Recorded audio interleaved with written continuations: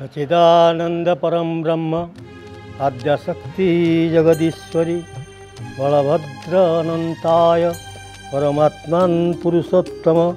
जगत वंद्या महादुर्गा जगत व्याप्तं महाकाली नमामि पाद पंकजे शरणागत रक्षमान् श्री गुरु महिमानंत शरण श्री गुरु महिमानंत शरण श्री गुरु महिमा ओम नमः शिवाय ओम नमः शिवाय ओम नमः शिवाय शरण। प्रिय मालिका प्रेमी और भगत प्रेमी बंधुगण मु पुलिन बिहारी पंडा आपणकर पूर्व परिचित आज कल्किला विषय आम एपिसोड आरंभ करुचु। मु पूर्व कही इंट्रोडक्शन देला बेले देख कल्की अवतार केमती जन्म हेबे कौटी जन्म हेबे केथर जन्म हेबे से विषय गोटे सुंदर तथ्य संत अर्खित दास कहते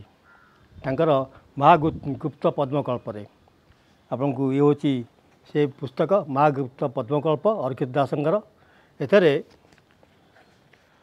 पृष्ठा नंबर 68 दशम अध्याय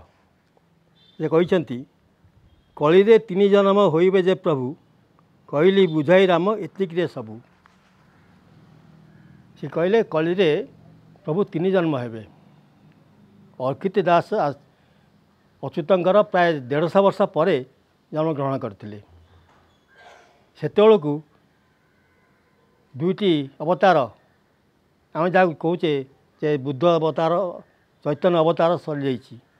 किंतु किसी लोग कहते जे तू तीन अवतार हेबे कलिजुगे आ अनुसार से होती बुद्ध चैतन्य आउ कल्की किंतु अर्खित दास तो सरी जाइए दीटा अवतार ताले पुणी तीन जन्म हेबे बोली कहीं लिखिले हेबे माने भविष्य कथा कहले से भविष्य हेबे तीन जन्म हेबे प्रभु से तीन जन्म कौन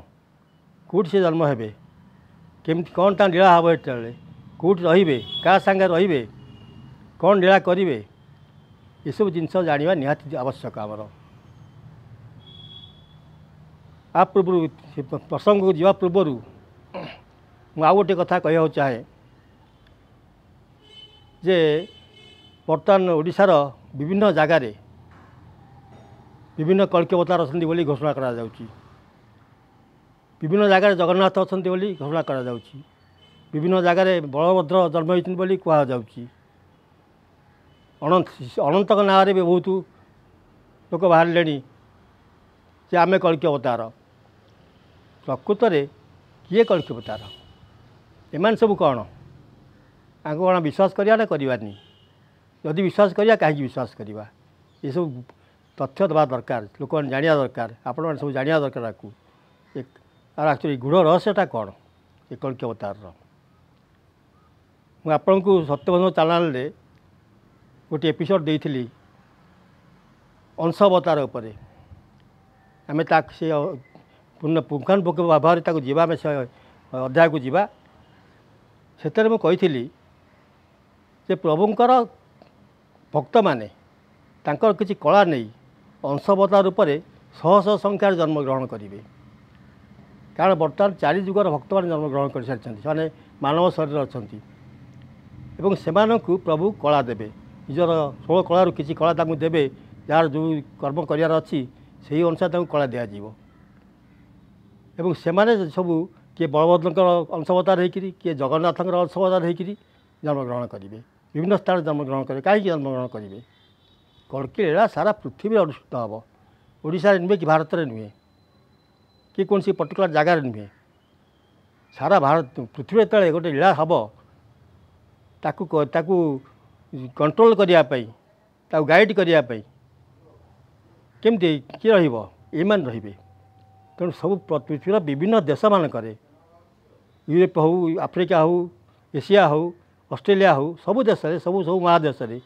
विभिन्न जगार अवतार मान जन्म ग्रहण करेंगे से बर्तमान जेहेतु मानव शरीर अच्छा प्रभु आदेश देना जापार से किए हूँ तो आपण मान भर कई सांग बसिक आप सांगे कफी पीऊब आपण पाखे बस गप करूब आप कांधे हाथ पकई चलते सी जानी सी तो गोटे अंश अवतार हो पारि थाए जाना मुस्किल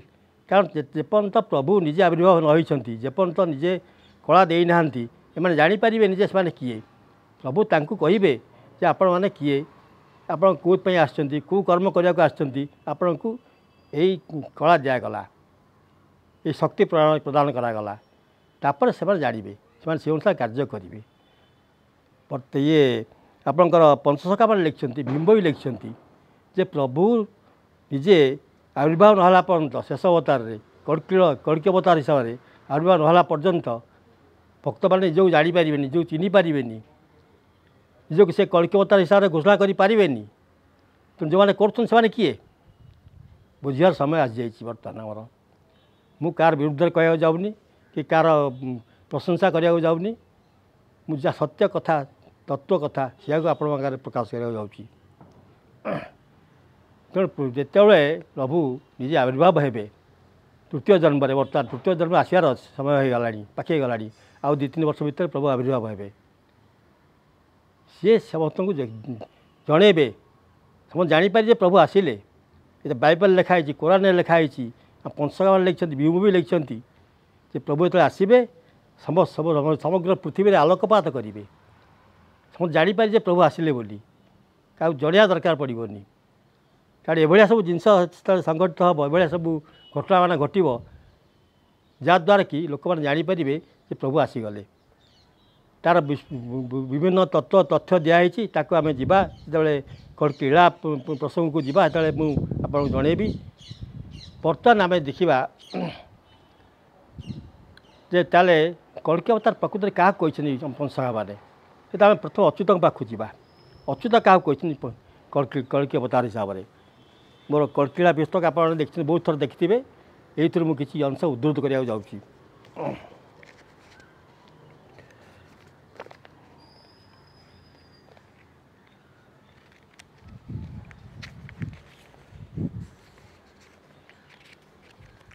मु पूर्व थरे कही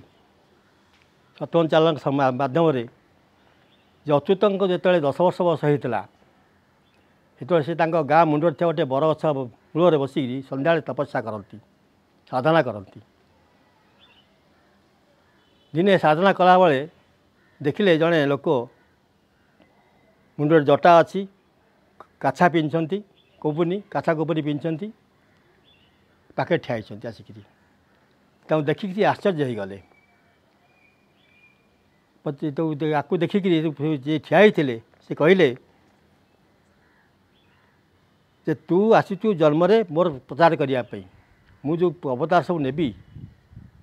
कलिजुगे शेष बेलू कड़की अवतार जो हम लीला हम से विषय लिखापी तू आसीचु जगत को ये बुझिपारे ये किए लोक कहीं मत कहते कथा तेणु से श्रीकृष्ण स्वरूप देखले देखला अच्युत जापारे प्रभु आसन पाखक एवं आदेश अनुसार परवर्त समय सब मालिका लिखिं सब सी खाली अच्युत नुहति सब पंचसखा मैंने मालिका प्रभु विषय आलोचना कर प्रभु लीला विषय आलोचना कर पढ़ी शुणी दूसरी आप आगे शुणी को तिरंगा गोपाल अपूर्व वेश 10 बरस मोहर बयस दीनबंधु खुंटिया मुसूत माता पद्मा नाम देले अच्युत से त्रिपुर ग्राम उत्तर में नदी बहु अच्छी पूर्व भागरे ग्राम पश्चिम एक बट अच्छी विद्या पठने मोर चित्त गुच्छी डोर कौपुनी जे बैरागी वेश वृद्ध रूप धरी हेले प्रवेश हरस करी पचारे बाणी हरिनाम शुणी मनरे गुणी तांकु देखि मु आचंबित हेली तिरंगा गोपाल रूप देखिली अचेष्टा हईन स्फुरई किछि काउ अटई आस बोली पचारुची शुण कुमर कहवा उत्तर आसुची आंबे तोह हितर जुग को जुग जन्मे जन्मे संगी तुमको घेनी लीला नाम भंगी एबे तो जन्म अहकूल गोपाल भक्त अट जन्मांतरे गोपाल कूल को उद्धार कर गोलोक चरित सुखे सुमर अंतर्धान हेले श्री वेणुधर चेता पाइली मोर हृदर अव्यक्त पद स्फुरीला बाणी 10 वर्ष कथा शुणी शुणी ये दुईटी कथा आसूची गोटे हूँ प्रभु ताकू जटा को मुंड शरीर रखिकी कौपुनी बेश धरी देखादे कहीं देखादे दर्शन देते श्रीकृष्ण रूप से किंतु प्रथम कहीं रूप धरी आसिले कहीं कहले जे तुम गोलोक चरित वर्णना कर लेख से विषय गोलोक चरित माने वैकुंठ चरित कथा प्रभु आस वर्त को आसवे लीला करेंगे से कथा लेख से कथा स्मरणा कर से कथा लेख तेणु ये कषा कुबन धर किए आसते जो गोटे अवतार आसते कषा कुबन धरिक महिमा गोस्वामी से कषा कुपुनी पिंधि मुख मुंडे जटाहार रखिकी से ही धर्म महिमा धर्म प्रचार करते रूप को से देखते प्रभु जे यही रूप से आसी भविष्य आसबि यही रूप से मोर प्रथम अवतार हम जो कहली 3 जन्म हम ये प्रथम जन्म प्रभुंकर महिमा स्वामी हिसाब से प्रथम जन्म यहाँ से द्वितीय जन्म हूँ अनंत महिमा स्वामी तृतीय जन्म हूँ कल्की रूप कल्की अवतार ये 3टी जन्म विषय आम आलोचना करिया क्रमागत भाव में गोटा पर गोटे प्रथम महिमा स्वामी विषय को जीवा काली तापर अरुणमय स्वामी विषय को जीवा तापर लास्ट को कल्की अवतार विषय को जीवा आपण मानकु पुणी अनुरोध करुच्ची आपण मैंने मो सहित सहयोग करूँ ये चैनल को देखूँ जदि भल लगुच आपको सब्सक्राइब करूँ एवं आपण जो स्नेह सम्मान पाई जो श्रद्धा पाई से पाइबा आशा रखिक रोची जय जगन्नाथ।